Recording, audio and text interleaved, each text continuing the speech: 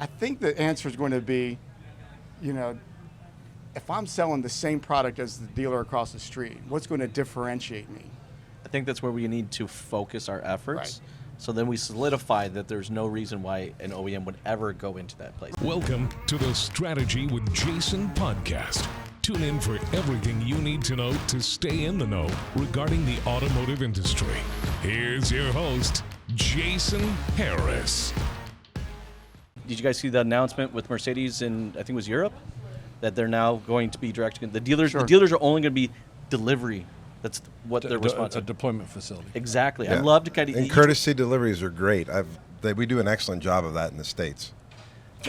Not. Carvana, I was Vroom, waiting maybe. for it. I was like, no, we do a horrible job of that. but how do you think that's going to affect our industry Well, if that actually goes down? I think, because I sit on a couple different panels on a couple different OEMs, and I think their desire to want to get there is greater than their ability to.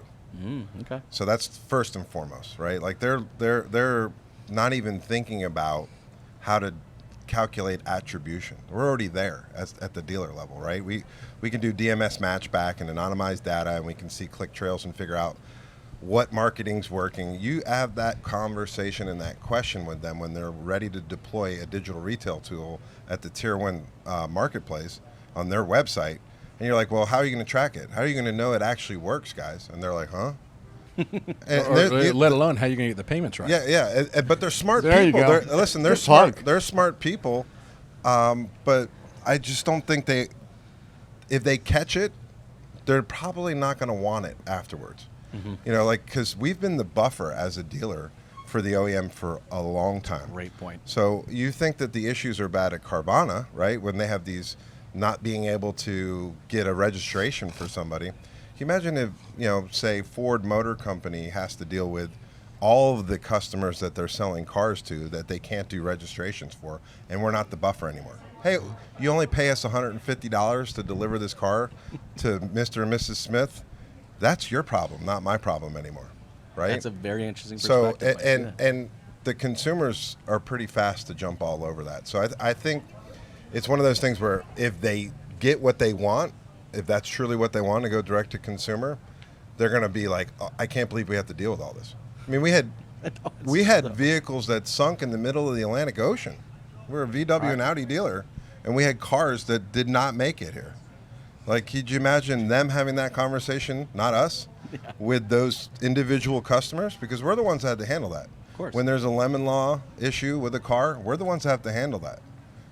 And I think they don't have enough people in the field to deal with that. I mean, we're talking 15 million, 17 million transactions. Yep. Right? That's a lot. It is a lot. And if they don't have us, then they're going to be standing out there trying to field all these customers' expectations that aren't going to be met. That's a great point. Hey, Michael, for yourself, what are your thoughts? Well, that's a whole afternoon. So All right.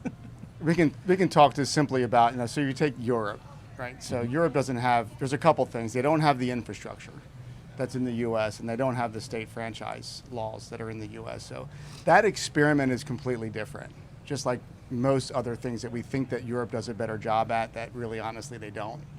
All right, so hold that aside. And then if you take the history of the automotive retail OEM dealership relationship, it seems to go like this, right? Back This is and not forth, the first time that there's been attempts, maybe I can do more retail work. Well, you know what, I'm not really good at it. Maybe I should just build cars.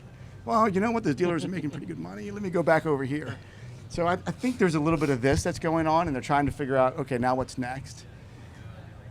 The flip side of it is, I don't know of any industry that has, in one vertical, as many entrepreneurs as auto retail. Very true. So you don't have hundreds of entrepreneurs trying to create a good experience for you and me buying a car. You have thousands. And do you want to kill that? Do you want to try and, you talk about Amazon, right? And that's used globally. Hey, I want the Amazon experience. Well, that means we're all owned by Amazon. Exactly. Because they control 100% of every one of their suppliers. Mm-hmm. Well, I think the answer is going to be, if I'm selling the same product as the dealer across the street, what's going to differentiate me?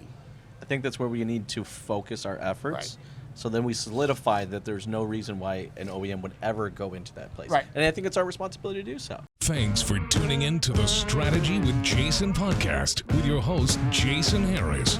Don't want to miss new content? Be sure to check out the full podcast library at strategywithjason.com to stay in the know. Remember to like, comment, and subscribe. Happy podcasting.